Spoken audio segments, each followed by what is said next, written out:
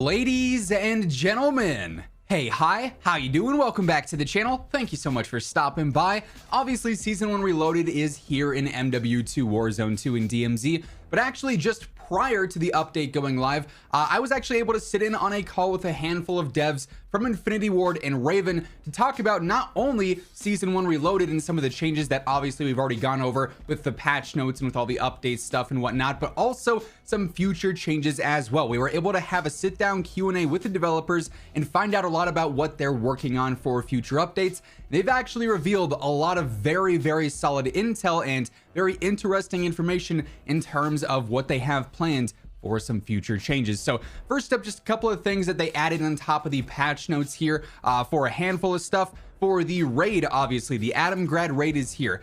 There are different rewards for playing it multiple different times. The devs wanted to emphasize this. Basically, it's not just a one and done type deal, which I'm really glad to hear because that was one of my concerns going into it. You know, is there any actual replayability to this raid mission? Turns out there is. If you want the various different rewards, you do have to play it multiple different times.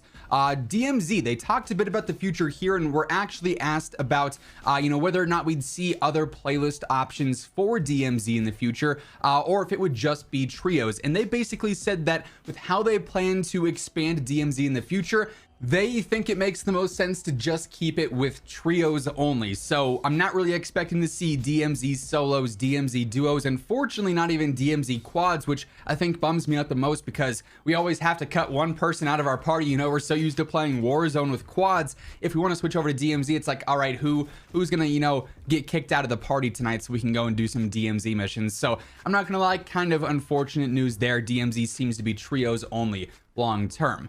Also a couple of added Warzone 2 notes before we get into the Q&A portion, which is really where the big info comes from today. They did make an emphasis before they even talked about any of the changes coming with Season 1 Reloaded or the future stuff, that stability and crashes are basically a continuous fight for them. They're going to update one thing and fix one crash, another one's going to show up, you know, because everyone has a different PC. Crashes for PC specifically are super hard to track, but crashes and stability, then also quality of life updates are their main focus right now. So that to me is good news because obviously so many QOL updates from Warzone 1 are missing. There's a lot of QOL updates needed for Warzone 2, right? So I am hopeful for the future changes there because they seem pretty set on the fact that they need to update a lot of stability stuff and a lot of QOL stuff. Now, as mentioned, during this meeting with the devs, we were able to have a question and answer session with them, and huge shout out to my friends over at Activision for, you know, including me in this meeting, inviting me out to take part in this because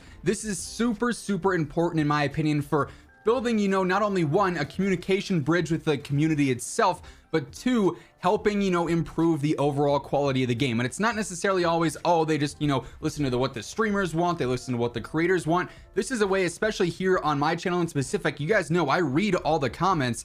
I'm able to bring forth issues that you guys talk about and shine more light on them there, as are other creators as well. So it's a huge way to just in general help improve the overall quality of the game, engage a lot of feedback based on not only our thoughts as creators and streamers, but also your guys' thoughts as well and our community's thoughts as well, which is super cool. So again, big thank you to Activision for inviting me to be a part of this meeting. But with the Q&A portion here, we get some very interesting information. This is mainly all about updates that are going to be coming in the future. They didn't really give us many ETAs on, you know, time frames there. It could be in the gap period between Season 1 Reloaded and Season 2. Some of this stuff could be in Season 2 or maybe even beyond. It just depends on how long it takes them to fix stuff. But in DMZ, they are going to be addressing the backpack issue here, where if you kill another player, if they leave the game, all of their loot, all their backpack stuff ends up disappearing and you're not able to loot that. It just takes it out of the game entirely. They are aware of that. They are going to be fixing that. So that's a big W in my book, something that's super obnoxious, especially for a lot of the challenges is, you know, you kill somebody, they back out right away. You don't even get any reward for taking them out. They were asked about private matches for Warzone 2 in the future to set things up, you know, with different custom games and all sorts of stuff like that. Private matches are on Raven's radar for Warzone 2, and they are planning to debut those at some point in the new year, and they'll evolve over time. It'll probably be relatively bare bones at first, but they do say that they are planning to get those out in 2023. Another big Warzone QOL update here is that in the future, they do plan on upping the buy station count in Mini Royale. Also, they really said that the pacing felt a little bit off with some of the buy station selections, so they felt in general it was worthwhile to update the overall amount of buy stations on the map just to make those feel a little bit more consistent. You're not having to run halfway across Al Mazrah just to find one buy station because they're so awkwardly placed sometimes. So that's another big W in my opinion. By the way, as we are going throughout this list, just want to remind you guys, if you're new to the channel, every day I got you covered with news, updates, class setups, tips, everything that you need to know for MW2, Warzone 2, and DMZ is right here. So feel free to hit that subscribe button, turn on those post notifications if you want to stay up to date with that. And if you guys enjoy this video, let me know by dropping a like on it as well. Let's try and aim for 2,500 likes on this one. Another huge update that I am very excited for MW2 and DMZ and Warzone 2 is the ability to save your custom weapons and your custom blueprint builds. These are being worked on. Now, keep in mind, they didn't, again, give an ETA as to when these could be introduced in game, but they are aware that players want to be able to save their custom builds with all their custom tunes and camos and everything going on there. So saved weapons are being worked on, and those will be added into all modes here at some point in the future.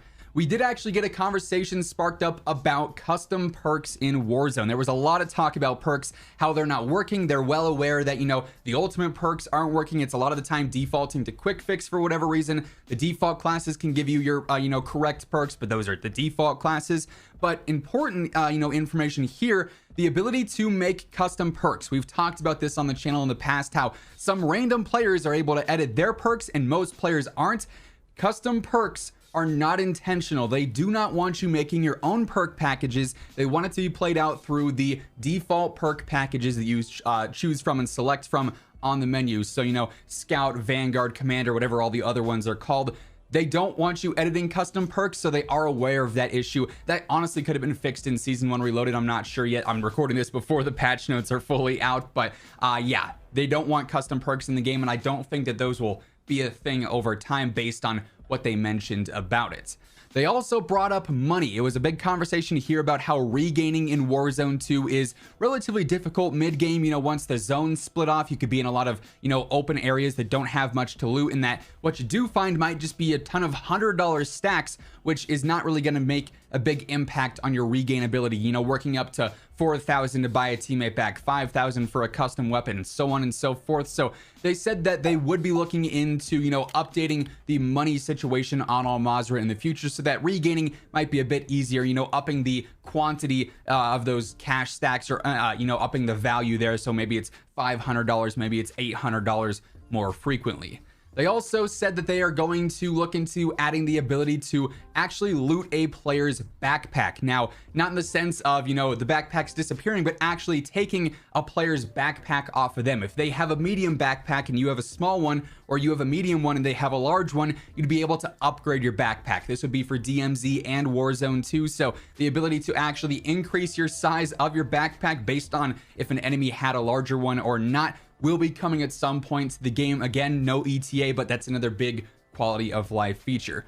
Then the last thing that they talked about here in this Q&A portion, a very controversial one, plating while running. Obviously, Warzone 2 gameplay has slowed down a lot from Warzone 1, and a huge element of that is the ability to move and plate at the same time, or like back in Warzone 1, sprint and plate at the same time. And basically what Raven said here is that plating while running will not be back in full. They don't want you fully sprinting around while you are plating. However, they are going to be increasing the movement in which you can plate and move around with. So you're going to be able to bust through doors while plating. You're going to be able to bust through windows while plating. So you are going to have more movement capabilities while you're putting on plates, but full-on sprinting is not going to be one of those things. I guess I'm going to have to wait and see how this plays out with these other QOL updates with plating to see if it's, enough of a change. But to me, the inability to sprint while you're doing that is definitely a hindrance in some cases. Basically is a guaranteed death if you're coming up with somebody who is constantly pushing you. So it'll be interesting to see how exactly that plays with those new changes in effect. But regardless, some really important quality of life updates here, some really promising future changes and updates coming to Warzone 2, MW2, and DMZ here in the future. Of course, as any new updates, any new changes are added in via patch notes, via stealth updates, anything like that, you guys know I got you covered with all the latest intel right here on the channel. So make sure to hit that subscribe button on your way out, turn on those post notifications. That way you'll never miss another video. Also, if you guys enjoyed this one, let me know by dropping a like on it as well. But that is going to wrap things